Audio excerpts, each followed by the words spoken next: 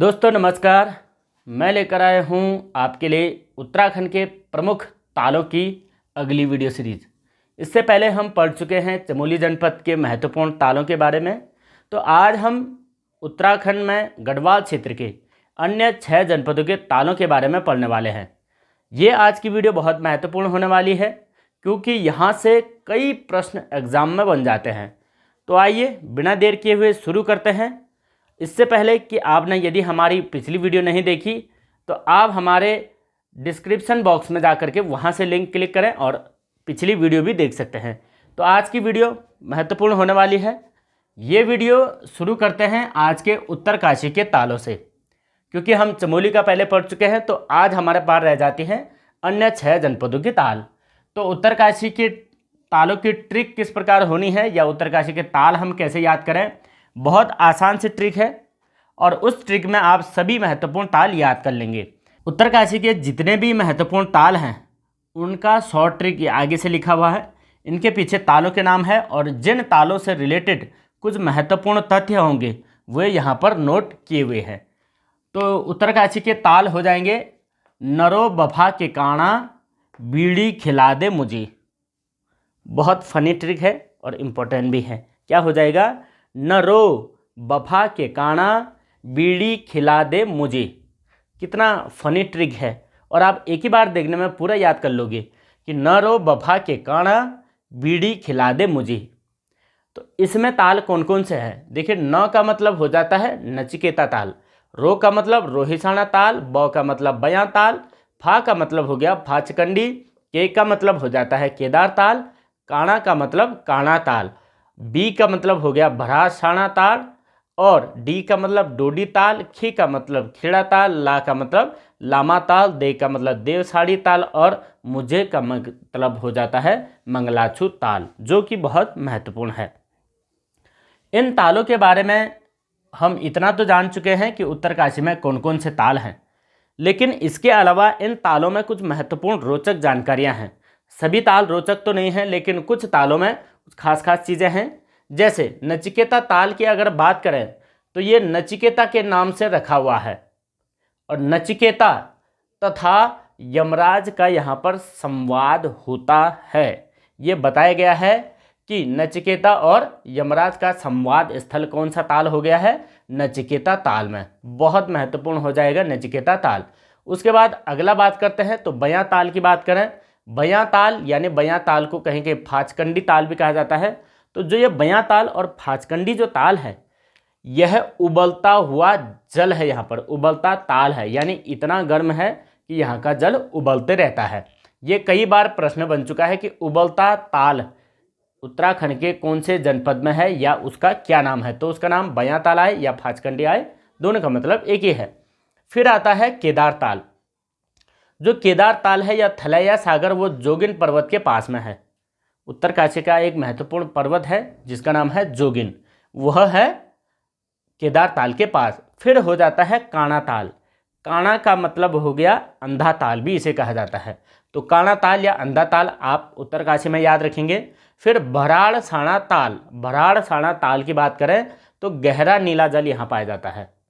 गहरा नीला जल यानी इस तालाब की गहराई अधिक होने के कारण जल भी नीला पाया जाता है। फिर डोडी ताल बात करें।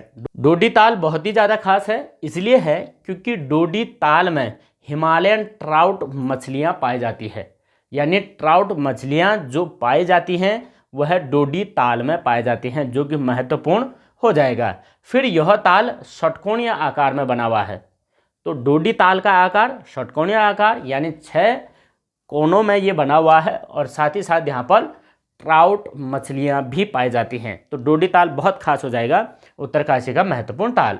फिर है खेड़ा ताल। और खेड़ा ताल की बात करें तो जल अत्यंत स्वच्छ यहाँ पर होता है खेड़ा ताल में।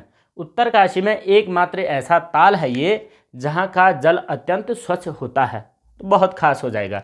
फिर अगर बात करें यहाँ से मंगलाछू ताल की, तो मंगलाछू ताल में ताली बजाने से पानी में बुलबुले उड़ते हैं इस प्रकार से, और ताली बजा दी और बुलबुले उड़ते हैं जल में। तो ये भी एक रहस्यमयी ताल है, बहुत खूबसूरत ताल है। आप इस प्रकार से उत्तरकाशी के तालों को याद कर लेंगे। कि न रो वफा के काना बीड़ी खिला दे मुझे। बहुत खास हो जाएगा, आप इस तरीके से नोट डाउन कर सकते हैं। साथ ही साथ यदि हम बात करें उत्तरकाशी के कुछ प्रमुख कुंड, तो कुंड भी पूछे जाते हैं। अब तालों के अलावा कुंड भी एग्जाम में महत्वपूर्ण हो रहे हैं। जैसे एक कुंड का नाम है सूर्य कुंड, फिर एक है गंगानी कुंड और देव कुंड और सप्तऋषि कुंड, ये भी उत्तरकाशी में ही है। अब जो सूर्य कुंड है यह गर्म पानी का कुंड है और यह यमुनोत्री के पास में है, और इस सूर्य कुंड के कारण ही यमुनोत्री का जल स्रोत भी गर्म हो जाता है। तो यह कई बार प्रश्न पूछा जा चुका है कि कौन सी नदी का उद्गम स्थल गर्म जल स्रोत है। तो उद्गम स्थल में गर्म जल स्रोत ये यमुनोत्री से आने वाली जो यमुना नदी है, वो यमुना नदी के पास में ही सूर्य कुंड है। इसलिए इस सूर्य कुंड के कारण ही इसका जल भी गर्म हो जाता है, इसलिए यमुनोत्री में सूर्य कुंड है। साथ ही साथ एक गर्म जल का कुंड गंगानी कुंड है, ये भी यमुनोत्री में है, और ठंडा कुंड है देवकुंड, और ये भी ठंडा है सप्तऋषि कुंड, जिसे कि मलिंग सरोवर भी नाम दिया जाता है। तो ये थे उत्तरकाशी के महत्वपूर्ण ताल एवं कुंड। आपको यह ट्रिक कैसे लगी फीडबैक जरूर दीजिए। अब आगे आते हैं हम यहाँ से गढ़वाल क्षेत्र के अन्य तालों के बारे में जानते हैं। तो अब आ जाइए टिहरी के तालों पर। देखो टिहरी के भी बहुत महत्वपूर्ण ताल हैं।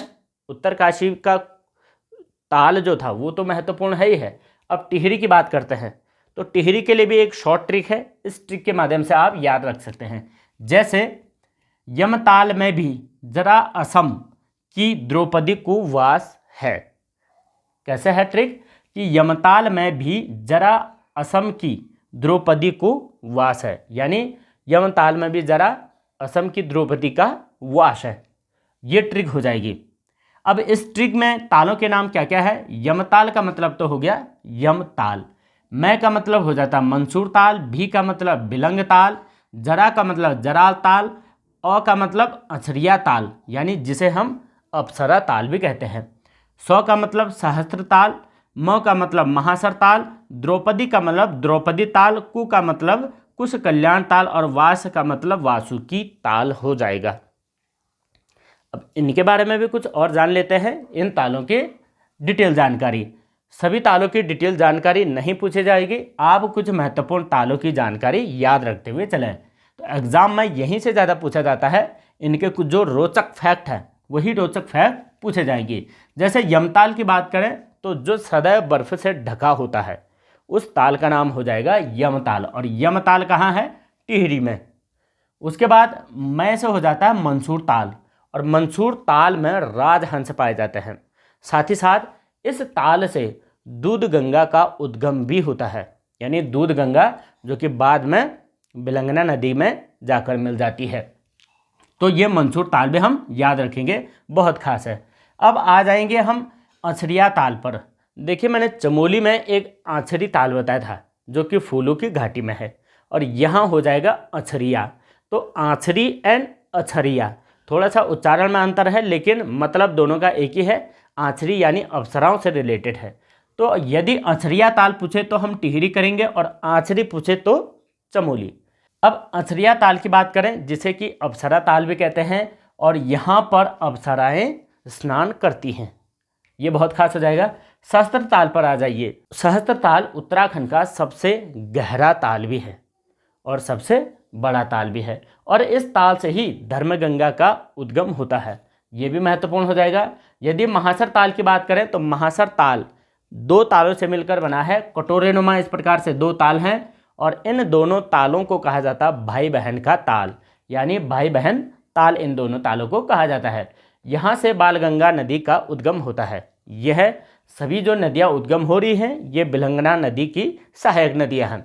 बाकी विलंगना नदी तो खतलिंग ग्लेशियर से निकलती है, वो आगे हम नदी के ट्रिक में पढ़ लेंगे। आगे आ जाएं तो द्रौपदी ताल। द्रौपदी ताल बहुत खास है, ये हम याद रखेंगे। उसके बाद कुश कल्याण ताल, और वास का मतलब हो जाता है वासुकी ताल, और वासुकी ताल में लाल जल पाया जाता है, और साथ ही साथ यहाँ नीले कमल के पुष्प भी पाए जाते हैं। ये थे हमारे टिहरी के प्रमुख ताल। कैसी लगी ट्रिक। यमताल में भी जरा असम की द्रौपदी को वास है, ये हम याद रखेंगे, बहुत शॉर्ट में पड़ जाएगा और बहुत सरल भी हो जाएगा। फिर बात करें यहाँ के कुछ कुंड, तो मंजाण कुंड और शिव कुंड और नाकुंड, ये 3 कुंड भी हम याद रखेंगे। ये हो गया। तो हमने अभी उत्तरकाशी तथा टिहरी के तालों को क्लियर कर लिया है। अब बात आती है रुद्रप्रयाग की। रुद्रप्रयाग के तालों की कोई ट्रिक नहीं है, क्योंकि यहाँ पर कम ताल हैं, इसे हम देखते ही सारा याद कर लेंगे। पहला है देवरिया ताल। देवरिया ताल बात करें, इस ताल को इंद्र सरोवर भी कहा जाता है। इंद्र सरोवर किस ताल को? देवरिया ताल। यह देवरिया ताल रुद्रप्रयाग में है और रुद्रप्रयाग के सारी गांव के करीब है और बहुत ऊंचाई पर है। 2429 मीटर ऊंचाई पर यह ताल है। बहुत खूबसूरत, रमणीय एवं जंगलों के बीच में बसा हुआ बहुत ही खूबसूरत है। पर्यटन स्थल भी है और ग्रीष्म काल में यहाँ पर अधिक पर्यटन भी होता है। तो याद रखेंगे देवरिया ताल। अगर बात आए देवर ताल की, तो देवर एक नाम है, देवर। देवर ताल होता है चमोली में, और जबकि देवरिया ताल है रुद्रप्रयाग में। तो ये कन्फ्यूजन भी है, ये हम याद रखेंगे। अब बात करते हैं चौराबाड़ी ताल की। ये भी रुद्रप्रयाग में है।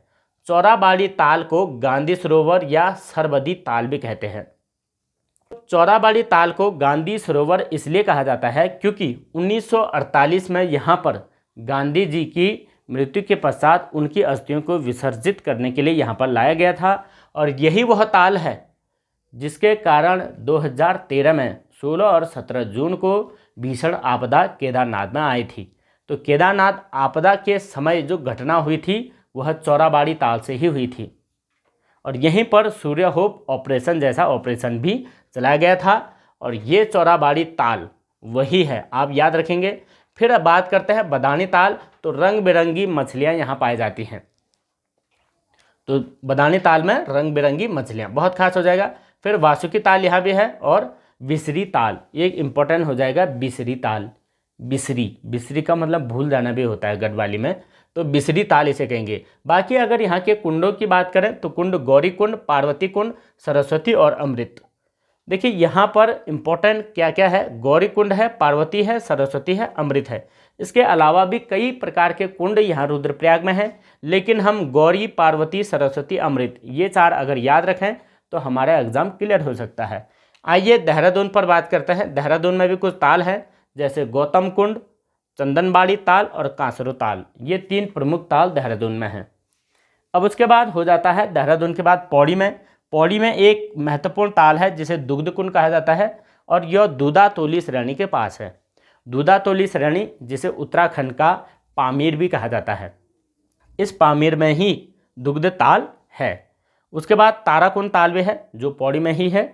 और साथ ही साथ यदि हरिद्वार की बात करें तो हरिद्वार में दिव्य सरोवर है। इसके अलावा भी गढ़वाल क्षेत्र में कई ताल और कई झीलें हैं, उतना महत्वपूर्ण नहीं है। यदि ताल और झीलों की बात करें तो कई असंख्य ताल और झीलें गढ़वाल क्षेत्र में हो जाती हैं। तो हमने 2 वीडियो में कवर की गढ़वाल के प्रमुख ताल। उसके बाद कुमाऊं क्षेत्र के तालों की अगली वीडियो आने वाली है। आप हमारी वीडियो में लगातार बने रहें, और यह हमारी वीडियो सीरीज आपको कैसे लग रही है और हमारे ट्रिक से आप कितना याद कर पा रहे हैं, फीडबैक ज़रूर दीजिएगा। बस आज के लिए इतना ही, मिलते हैं अगली वीडियो में। जय हिंद।